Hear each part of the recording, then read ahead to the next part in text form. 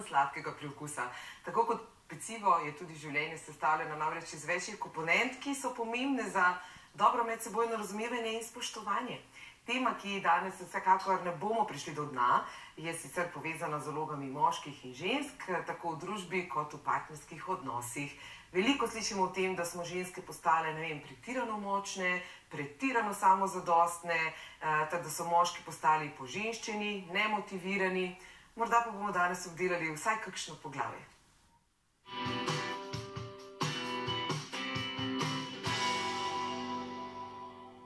Ja, publicist Roman Vodeb je z menoj to jutro. Dobro jutro. Lep pozdrav. Lep pozdrav. Spet se srečava, tokrat malo drugačna tema. Pa me zanima, mogoče greva kar takoj v to. Zakaj je prišlo do tega, da se sprašujemo, ali so nekateri heteroseksualni moški poženščeni? Tale kultura nam je malo zagodla, kultura je profeministična. Zadnjih 70 let od tam neke knjige Simone de Beauvoir, Drugi spol, 49. leta prejšnjega stoletja je to napisala.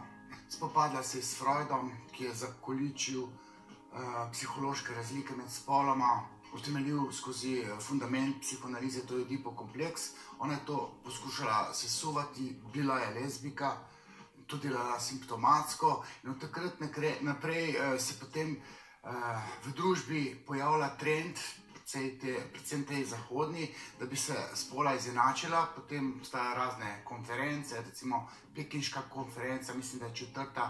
o ženskah, kjer je bila slavnostna govornica leta 1995, je bilo to Judith Butler, ideologinja, lezbika, poročena žensko, ima otroka iz epruveta oziroma z umetno oploditvijo. Hillary Clinton je bila takrat prevarana z Moniko Levinsky, in te nevrotične ženske so dosegle, da se je teorija spola, to je enačenje spolov, prijelo v družbo.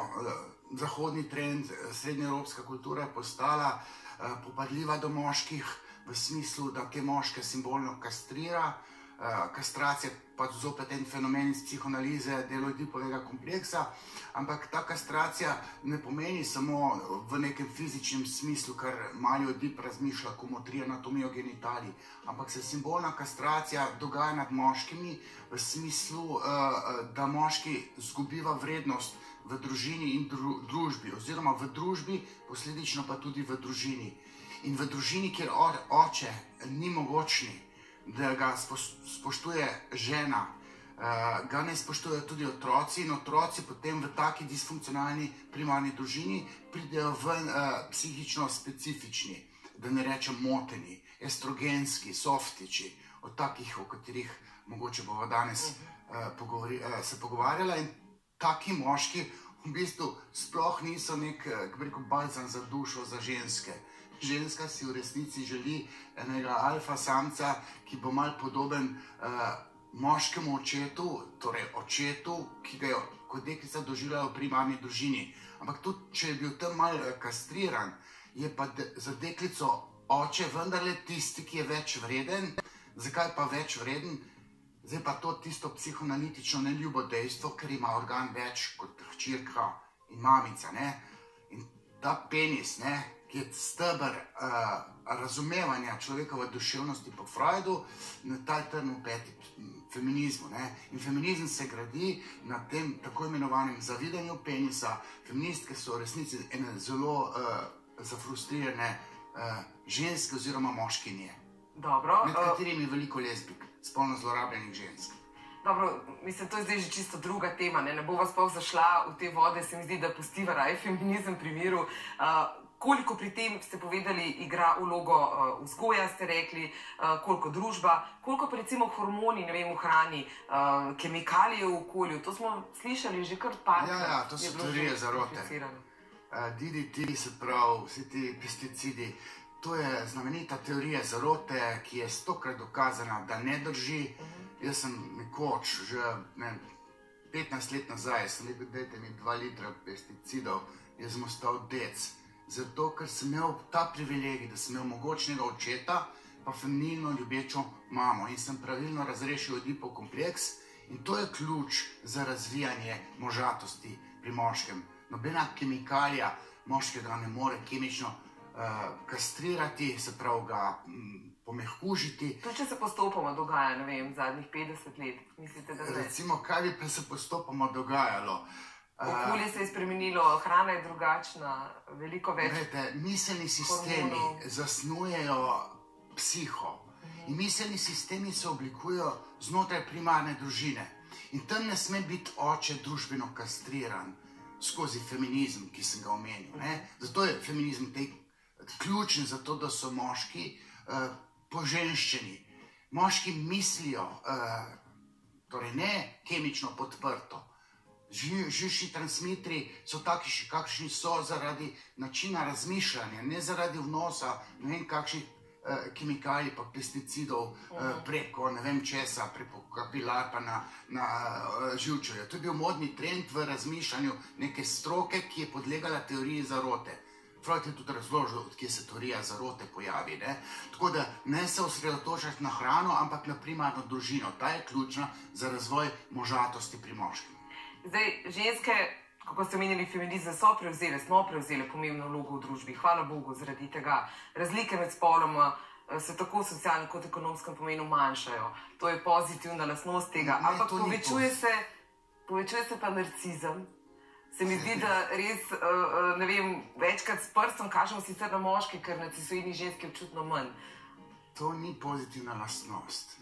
Ne, hvala Bogu, kvečejo hvala hudiču, ker je družbo hudič jemlje. Na račun tega, ker so moški kastrirani, doživljajo tistega kastriranega očeta zaradi družbenega trenda in če žena ne spoštuje alfa samca, potem ga ne spoštuje otrok, sin. Sin postane moralno pokvarjen zaradi tega, ker ga oče ni v red spravil, ker ga že žena ni spoštovala. Njegov oče je simbolno kastriran, nima denarja, je brezposličar. In ko otrok vidi takega očeta, ga ne spoštuje in moralna razsodnost v takem sinu ne doseže postkonvencionalne stopnje moralnega razsojanja in taki softiči, pomehkuženi moški so moralno pokvarjeni, grešijo, počnejo po družbi, sorry, izrazu pizdarje. In naša družba bo šla v franže, če mi ne rehabilitiramo moškega očeta, se pravi, ki bo faličen, ki bo alfa samec, ki bo svoje otroke v red spravil in ki ga bo žena ubogala, spoštovala in tudi, kadar ne bo imel prav, ga bo rehabilitirala pred očmi svoje hčerke, da se bo potem znala tipa zvrati, ta pravega, ne bo enega bleferja na sivem oslu našla zaradi očeta. Sin bo pa razvil moralno razsodnost in med lušem pa prav, bo sin izbral tisto, kar je prav, kar je družbeno produktivno. In mi te primarne družine nimamo več in zato nam bo šla družba v franže v naslednjih desetletjih. Če mi ne rehabilitiramo mogočnost, faličnost, možatost pravega moškega in če se ženske skozi feminizem ne umirijo. Ok, dajmo mi najprej pogledati, kaj si mimoidoči mislijo malo o tej temi. Malo smo vprašali tudi vas, kaj si mislite o tem, o čemer smo mi danes govorila, pa poglejmo, pa bomo potem še malo. Kar zanimive odgovore ste imeli, hvala lepo vsem, ki ste sodelovali. Kateri vam je mogoče najbolj izstopal iz tele manjše ankete? To ne znajo ubesediti svojih pravih misli. Človek na zavestni ravni je nagovorjen neki in potem ne zna ubesediti svojih nezavednih procesov. Tok nezavednih misli ima popolnoma drugo logiko, kot jo neki anketiranci uspejo ubesediti. Take javnomnenjske raziskave ali pa intervjuje, to je merjenje količine norosti, ki jo premorejo sogovorniki. Sorry, da moram to reči, to sem napisal v svojem magisteriju 95. leta že, kjer sem razlike med spoloma skozi psihoanalizo razlagal. Bistvo naše duševnosti je naše otroštvo, otrok je oče odraslega človeka in otroka zaznamuje anatomija genitalij. In tam je takšna, kakršna je. In otrok misli, deček, na svoj način, to, da je kastratibilen, da se mu ga tistega lulčka lahko odreže. In kdo je tisti, ki mu odreže lulčka, mora biti oče tam. Noben dedek, noben oče, biološki oče, tisti, ki spi z njegovo mamico. In če otrok to doživi, to kastracijsko bojazen, potem razvije moralno razsodnost. In ima duševno zdravje. In je trden, nezlomljiv, testosteronski, ni polženščen, ni softič. Pravi moški je testosteronski, je faličen, je neukrotljiv. čustveni smo moški tako kot ženske, nismo pa jokavi. Če se moški joka, pomeni, da se je sprijaznil s kastracijo. Kastracija pomeni, da mu očka lulčka odreže. Daj mu ga podreže takrat, ko si želi njegove žene. Se pravi, vse, kar zdaj v današnjem svetu slišimo, je po vaše potem popolnoma zgrešeno. Absolutno. Vse, kar smo do zdaj uspeli. Naša družba gre po diktatu feministk, teh je pa 5%, ampak so najbolj kopične, te se silijo politiko in determinirajo skozi politiko večinsko mnenje žensk. Normalna blondinka si ne želi to, kar ji diktira družba, da mora biti šefica. In potem je pa fajn veliko denarja med. Moški ne dobi službe, ženska se pa s 3-4 dol da, pa pride do direktorskega položaja. Ampak crkne je pa družina, ker otroci vidijo, kdo nosi hlače, kaj to pomeni, da nosi ženska denar v svojo družino. Ko ženska nosi več denarja v svojo družino, se zgodi ultimativna kastracija svojemu možu in otrok se ne more razvijati normalno. Kaj pa se zgodi recimo žensko, ki je mogoče samozadostna, ki mora biti, ker je bila v to prisiljena recimo strani družbe, ali se je ločila, ali gre čez nekaj in je pač primorana seveda skrbeti za svojo primarno družino, za otroke, jih vzgajati sama, kolikor zve in zna. Duševno je ranjena, rabi psihoterapijo, sodobni psihoterapeuti so ljubimci, ljubimca se naveliča, ga zamenja. Nesrečna je v primeru, če je imela harmoničen odnos z lastnim očetom, potem pa dobi nekega kastriranca, pa narcističnega bleferja, ki zaglumi, da jo osvoji, potem pa zanosi, pa vidi, kakšnega osla je dobila v družino. Imela je pa dober odnos z lastnim očetom in hlepi po močnem moškem. In ženske, ki nimajo normalnih moških, strašansko trpijo. Najbolj nesrečne v tej družbi zaradi feministka so v resnici, zaradi feminizma so ženske.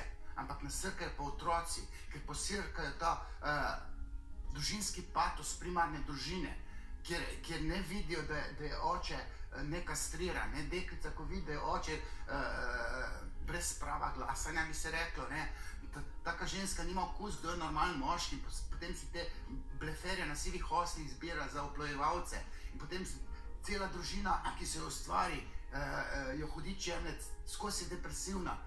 Potem pa uteho išče mogoče v karieri pa ljubimcih. Na drugi strani pa isto. Moški brez denarja, to nima prava glasanja v družini. Potem se pa tam libidinalne terapeutke pojavljajo, ljubice za eno noč. A se lahko še vprašava, ker prej mi niste odgovorili, zakaj se toliko narcisoidov, zakaj toliko narcisov v bistvu v tej družbi? Zdaj tega res veliko. Neka modna muha v retorični pogovorni... Je že od nekdaj najverjetneje tudi bilo. Ja, ampak tam v Ameriki so ga našli. Patološki narcis ima svojo etiologijo. Etiologijo pomeni, da če ima mamica pogojno ljubezen do svojega sin, naprimer, ta razvije narcistično osebnostno strukturo. V resnici gre za šibke moške, ki blefirajo in s tem blefom nagovorijo te, lepe ženske, ona klecne pred njegovim blefom. On igra samega sebe.